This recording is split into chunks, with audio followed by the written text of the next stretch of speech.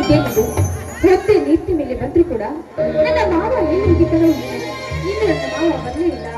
ಹೊಲದಲ್ಲಿ ನೋಡಿದ್ರೆ ತುಂಬಾ ಕೆಲಸವಿದೆ. ನನ್ನ ಮಾವ ಬರ್ತಾನೋ ಕಾದು ಮುರಿತಾ ಇದ್ದೆ.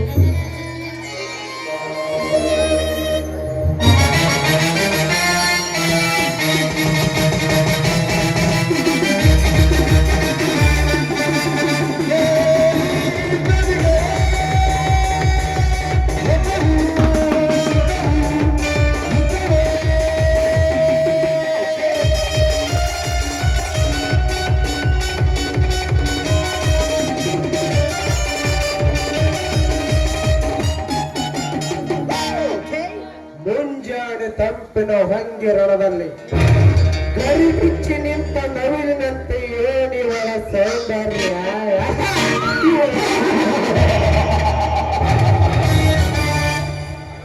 ಇವಳ ಸೌಂದರ್ಯ ಸಿರಿಯನ್ನು ನೋಡಲೇಬೇಕು.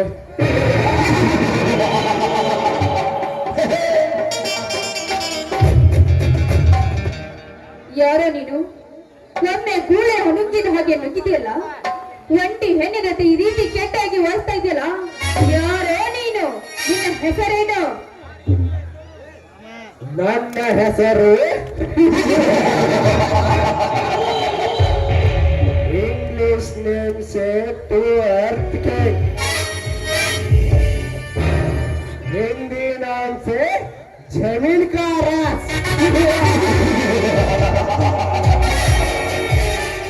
ಅಂದರೆ ಕನ್ನಡದಲ್ಲಿ ಪೃಥ್ವಿರಾಜ್. ಏನಂದ್ರೆ ಯಾರು ನಾನು? ನಾನು ಈ ಊರಿನ ಗರ್ಭ ಶ್ರೀಮಂತ ಜಯರಾಜನ ಆಪ್ತ ಸ್ನೇಹಿತ. ಇನ್ನು ನಿನ್ನಂತ ಒಂಟಿಯಾಗಿ ಸಿಕ್ಕ ರಸ ತುಂಬಿ ನಿಂತಿರುವ ಹೆಣ್ಣಿನ ವಾಸನೆಗೆ ಮನಸೋತು ಬಂದಿರುವ ರಸಿಕನಾಡು ಅಂದಾಗ ವಾಸನೆ ಬೀರುತ್ತಿರುವ ನಿನ್ನಂತ ಹೆಣ್ಣಿನ ಸುಖ ಸವಿಯಬೇಕೆಂದು ಆತುರದಿಂದ ಈ ಹುಚ್ಚು ಮನಸ್ಸು ಎಳೆದುಕೊಂಡು ಬಂದಿದೆ ನಿನ್ನ ಹತ್ತಿರ. ಅದು ತಪ್ಪ? ಇದು ತಪ್ಪಲ್ಲ ಮಿಸ್ಟರ್. ನಾಯಿ ಅಂತ ಚಪಲಕ್ಕೆ ಬಾಯಿ ಹೋಗ್ತಾ ಇದ್ದಲ್ಲ, ಅದು ತಪ್ಪು. ಒಂಟಿ ಹೆಣ್ಣನ್ನು ಈ ರೀತಿ ತಡೆದಿದ್ದು ಈ ಜನ ನೋಡಿದ್ದೆ ಆದ್ರೆ ಹೊಡಿತಾರೆ. ಎಚ್ಚರ ಎಚ್ಚರ.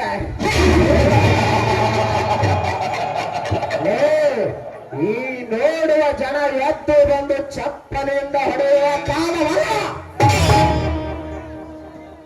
ಇದು, ಕಲಿಯುಗ. ಕಂಡರು ಕಾಣದ ಹಾಗೆ ನರಸತ್ತ ನಾಮರ್ತರ ಕಾಲ ಅಂದಾಗ ಎಚ್ಚರ ಮಾತುಗಳನ್ನಾಡಿ ಯಾದರೂ ಹೋಗುವನೆಂದು ತಿಳಿದುಕೊಂಡು ಹುಚ್ಚರಲ್ಲಿ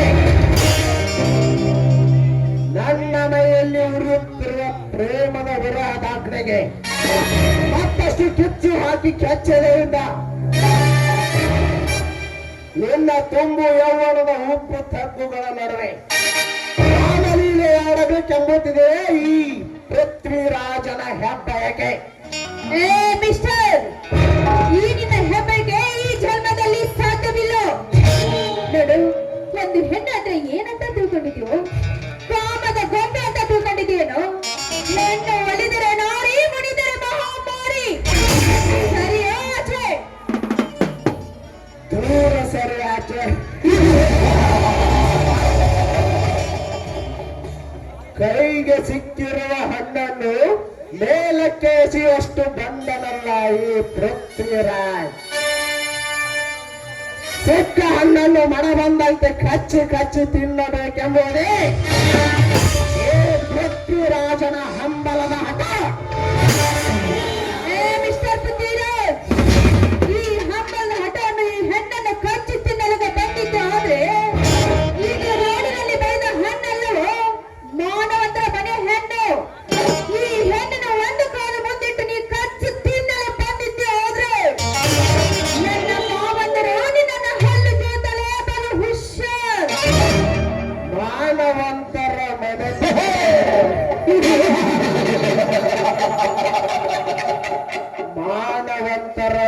ಬಡತನದ ಹೆಣ್ಣುಗಳೇ, ಕೆಲಸ ಮಾಡುತ್ತಿರುವಾಗ ಈ ಕಲಿಯುಗದಲ್ಲಿ ನಿನ್ನದೇನು ಮಗ?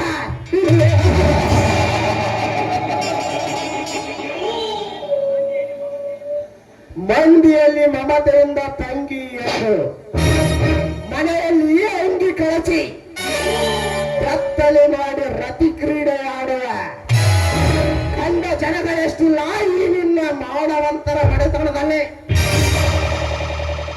ಅಷ್ಟೇ ಯಾಕಲೇ ಸೋಕಿ ಮಾಡುವ ಆಸೆಗಾಗಿ ದುಡ್ಡಿದ್ದವನ ಜೊತೆ ದೊಡ್ಡತನದಿಂದ ವರ್ತಿಸಿ ತಮ್ಮ ಶೀಲ ಕಳೆದುಕೊಳ್ಳುವ ರಂಡೆಯರು ಎಷ್ಟಿಲ್ಲ ಈ ನಿನ್ನ ಮಾನವಂತರ ಬಡತನದಲ್ಲಿ. ಅಂದಾಗ ಮನೆಯಲ್ಲಿ ಬಂಗಾರದಂತ ಹೆಂಡತಿ ಇದ್ದರು. ಪರಪುರುಷನ ಸ್ನೇಹ ಬೇಸಿ ತನ್ನ ಸರ್ವ ಆಸ್ತಿಯನ್ನು ಬರೆದು ಮಾಡಿಕೊಳ್ಳುವ ಗಂಡಸರೆಷ್ಟಿಲ್ಲ ಈ ನಿನ್ನ ಮಾನವಂತರ ಮನೆತನದಲ್ಲಿ. ಎಷ್ಟು ಸಾಕು, ಇನ್ನೂ ಬೇಕೋ ಈ ನಿನ್ನ ಮಾನವಂತರ ಮನೆತನದ ಇತಿಹಾಸ?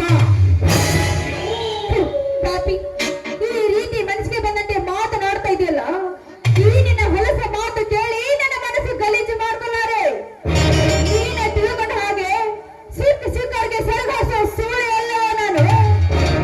ಗರತಿ ಹೆಣ್ಣು ಇದ್ದೀನಿ. ಗರತಿ ಹೆಣ್ಣು?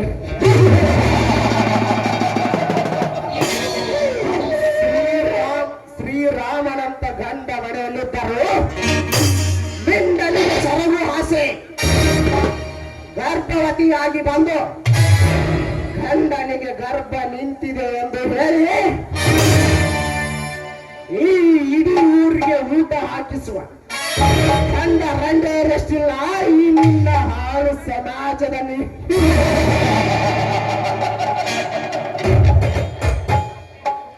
ಅಂದಾಗ ನೀನು ಗರತಿಯಾದರಷ್ಟು ಸೂಳೆಯಾದರಷ್ಟು ಒಟ್ಟಿನಲ್ಲಿ ನಿನ್ನ ಯೌವನದ ಮಡಿಲಲ್ಲಿ ಆನಂದ ಪಡಬೇಕೆಂಬುದು ಈ ಪೃಥ್ವಿರಾಜನ ಕೊನೆಯ ಆಸೆ.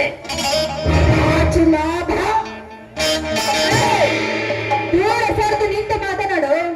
ಈ ನಿನ್ನ ಕಪಟಕವನ್ನು ನನ್ನ ಮುಂದೆ ತೋರಿಸಲು ಬಂದರೆ ಈ ನಿನ್ನ ಕಪಟ ಕರ್ಮವನ್ನು ತೊಳೆಯಲು ಆ ದೇವರು ಕೊಟ್ಟೆ ಕೌಸನನ್ನದು ನೆನಪಿರಲಿ.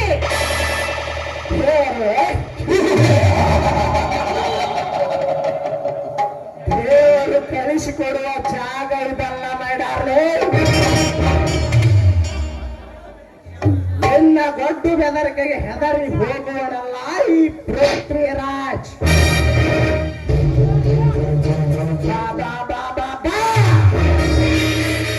ಈ ಅನವನ ಕಣಿಸುವ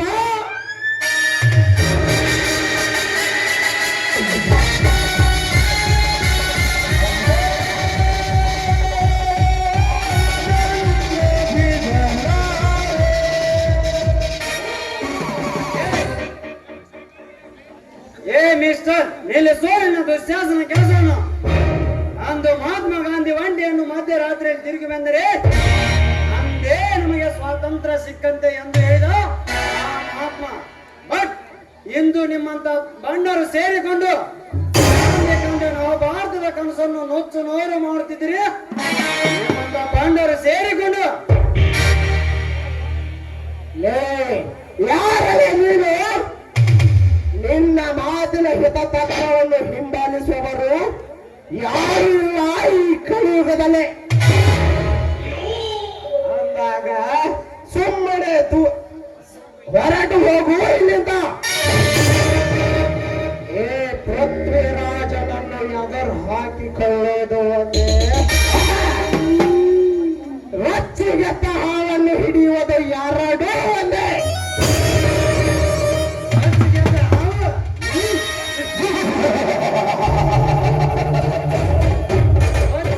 ನಿಮ್ಮಂತ ವಿಷ ಸರ್ಪವನ್ನು ಬಚ್ಚಿ ಹಾಕಿ ಹಿಡಿದು ಒಂಗಿ ನಾದದಿಂದ ಆಟವಾಡಿಸಬಲ್ಲ ಈ ಆ ವಾಡಿಗ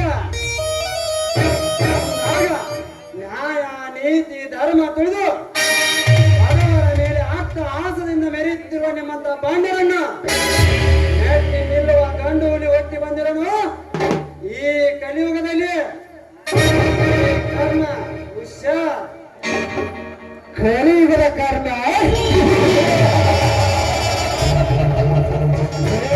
ಕರ್ಣ ಅಂದು ಮಹಾಭಾರತದಲ್ಲಿ ಕೌರವರನ್ನು ಗೆಲ್ಲಿಸಲಾಗದ ಕರ್ಣ ಇಂದು ಈ ಕಲಿಯುಗದಲ್ಲಿ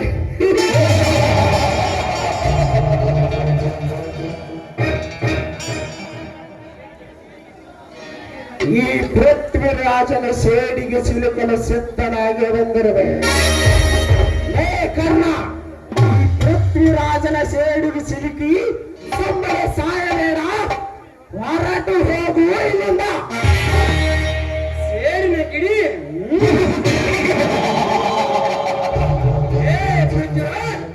ಬೆಂಕಿ ಬಿರುಗಾಳಿ ಬಿಸಿದು ಭೂಮಿಗೆ ಆಕರ್ಷಣೀಯವಾದರು. ಕಾರ್ಗತ್ತಿನ ಮೋಡ ಕವಿದು ಸಿಡಿಲು ಕೋಲ್ ಮಿಂಚು ಆರ್ಭಟಿಸಿ ಬಂದರು. ಆಟ ಬಿಡದೆ ನನ್ನ ಮನಸ್ಸಿನಲ್ಲಿ ಉಪ್ಪಾರಿಸಿದ ಸೇಡಿಗೆ ಆಹುತಿ ಆಗಬೇಡ. ಮೊದಲು ಹೋಗು. ಇದನ್ನು ಅರಿಯದೆ ಮಂಗನಂತೆ ವರ್ತಿಸಿದರೆ ಶಾಮದಲ್ಲಿ ಬೀಳೋದು ನಿನ್ನ ಎಚ್ಚರ.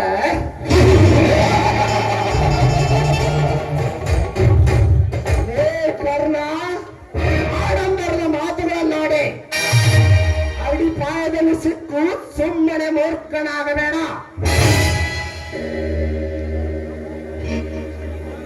ಇಂದಿನಿಂದ ನನ್ನ ಉರಿಯುತ್ತಿರುವ ಗ್ರಾಮದ ಜ್ವಾಲೆಗೆ ಮತ್ತಷ್ಟು ಸೀಮೆಯಲ್ಲಿ ಸುರಿದಿರುವೆಯಲ್ಲ,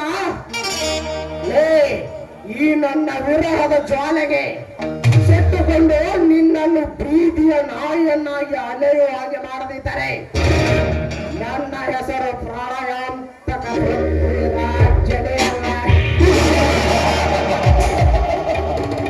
Goodbye.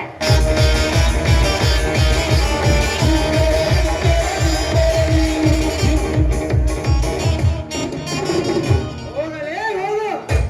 ಮುಂದೆ ನೀವು ಮಾಡುತ್ತಿರುವ ಅಣ್ಣವೇ ಆಕ್ರಮಣಕ್ಕೆ ಅಡ್ಡುಗೋಡೆಯಾಗಿ ನಿಂತು ಧರ್ಮ ತುಂಬಿದ ಈ ಊರಲ್ಲಿ ಧರ್ಮ ತುಂಬುವ ಹಾಗೆ ಮಾಡದೆ ಹೋದರೆ ಮನಸ್ಸಿಗೆ ನೆಮ್ಮದಿಯೇ ಇಲ್ಲ. ನೋಡಿ, ದೇವರಾಗಿ ಬಂದು ನನ್ನ ಮಾಡೋದು ಕಾಪಾಡಿದ್ದೀರಾ. ನಿಮ್ಗೆ ಸದಾ ನಾನು ಚಿರದಿನಿಯಾಗಿ ಇರ್ತೀನಿ. ಹೌದು, ಅವನು ಯಾರಮ್ಮ ನಿನ್ನ ಮೇಲೆ ಬಲಾತ್ಕಾರಕ್ಕೆ ಆಸೆ ಪಟ್ಟನಲ್ಲ? ನೋಡಿ, ಅವನು ಈ ಊರಿನ ಆಗಮ ಆಶ್ರಯ ಇಲ್ಲ. ಆದ್ರೆ ಒಂಟಿ ಹೆಣ್ಣು ಸಿಕ್ಕಿದ ಮೇಲೆ ಅವಳ ಶೀಲಹರಣ ಮಾಡಿ ಅವಳ ಸಾವಿಗೆ ಕಾರಣವಾಗ್ತಾನೆ, ಮತ್ತೆ ಜೈಲಿಗೆ ಹೋಗ್ತಾನೆ. ಹಣದ ಸಹಾಯದಿಂದ, ರಾಜಕೀಯರ ಸಹಾಯದಿಂದ ಮತ್ತೆ ಹೊರಗೆ ಬರುತ್ತಾನೆ. ಇವತ್ತು ನನ್ನ ದುಷ್ಟ ಹೆಣ್ಣು ಅವನ ಕಣ್ಣಿಗೆ ನಾನು ಬಿದ್ದೆ. ಅಷ್ಟರಲ್ಲಿ ನೀವು ಬಂದು ಕಾಪಾಡಿದ್ರ. ಲೇ ಜಯರಾಜ್, ಪೃಥ್ವಿರಾಜ್, ಈ ಊರಿಗೆ ಕಾಲಿಟ್ಟ ಪ್ರಥಮ ಹೆಜ್ಜೆಯಲ್ಲಿ ನನ್ನ ವಿರೋಧಿಗಳಾಗಿ ಬಾಸಿ ಕಟ್ಟಿ ನನ್ನ ಅಕಾಲಕ್ಕೆ ಕಾಲಿಡುತ್ತಿದ್ದೀರಿ. ಈ ಬಾಸಿಯಿಂದ ನಿಮ್ಮನ್ನು ಕಾನೂನಿನ ಬಣ್ಣಕ್ಕೆ ವಾಪಸ್ಸಿದ್ದರೆ ನನ್ನ ಹೆಸರು ಸೇಡಿಗಾಗಿ ಸಿಡಿಗೆದ್ದ ಕಾರಣನೇ ಅಲ್ಲ. ಹೇ ಮಿಸ್ಟರ್, ಏನು ವಿಚಾರ ಮಾಡ್ತಾ ಇದ್ದೀರಾ ನೀವು? ನೋಡಮ್ಮ, ಹುಚ್ಚು ನಾಗವೆಂದು ಎದುರಿ ಓಡಿ ಹೋದರೆ ಅವುಗಳ ಪೌರುಷ ಹೆಚ್ಚಾಗುತ್ತದೆ. ಅಂದಾಗ ಎದುರೋದನ್ನು ಬಿಟ್ಟು ಒಟ್ಟಾಗಿ ಸೇರಿಕೊಂಡು ಬೆನ್ನಟ್ಟಿ ಹೊಡೆದರೆ ಅವುಗಳು ಓಡಿ ಹೋಗುತ್ತವೆ. ಇದೇ ಅಮ್ಮ ಈ ಕಲಿಯುಗದ ನಿಯಮ. ಹೌದು, ನೀವು ಯಾರು? ಈ ಊರಿಗೆ ಹೊಸಬ್ರು ಅಂತ ಕಾಣುತ್ತೆ. ನಿಮ್ಮ ಹೆಸರೇನು? ನೀವು ಯಾವ ಕೆಲಸಕ್ಕೆ ಈ ಊರಿಗೆ ಬಂದಿದ್ದೀರಾ? ನಾನು ಯಾರೆಂಬುದು ನನಗೇ ಗೊತ್ತಿಲ್ಲ. ನಾನು ಯಾರೆಂಬುದು ತಿಳಿಯಬೇಕಾದರೆ ಆಳ ಸಮುದ್ರದಲ್ಲಿ ಅಡಿಗೆ ಕುಂತ ಸತ್ಯವನ್ನು ಬಿಚ್ಚಿಟ್ಟು ಈ ಸಮಾಜಕ್ಕೆ ಯಾರೆಂದು ತೋರಿಸುವವರೆಗೂ ಸಮಾಧಾನವೇ ಇಲ್ಲ.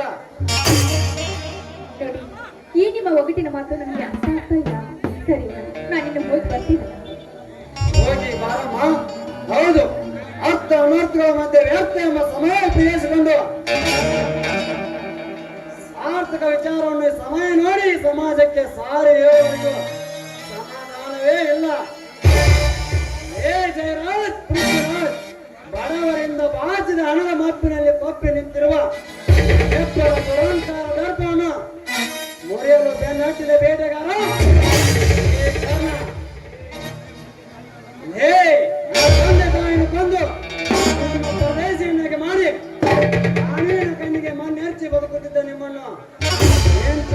ಚೆನ್ನಾಗಿ ತುಂಡರಿಸಿ ನಾಯಿನರಿಗೆ ಹಂಚದಿದ್ದರೆ ಗಂಡಾಗಿ ಹುಟ್ಟಿದ್ದಕ್ಕೂ ಸ್ವಾರ್ಥಕವಿಲ್ಲ ಅಂತ ಹೇಳಿ ಈ ಸಮಾಜ